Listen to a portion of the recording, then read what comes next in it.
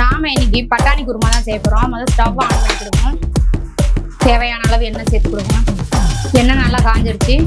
கடுகு உளுந்தம் பருப்பு சேர்த்துக்கிடுவோம். அடுத்து பட்டை வகைகள் சேர்த்துக்கிடுவோம்.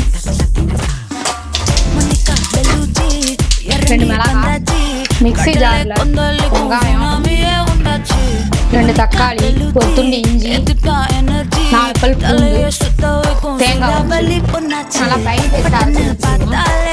இப்போ நம்ம அரைச்சி வச்ச பேஸ்ட்டை சேர்த்துக்கிடுவோம். கருவேப்பிலை, தேவையான அளவு உப்பு, மல்லித்தூள், மிளகாத்தூள், கரம் மசாலா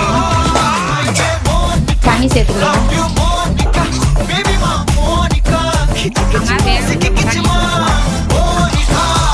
நல்லா எண்ணெய் தூங்கி வந்துச்சு.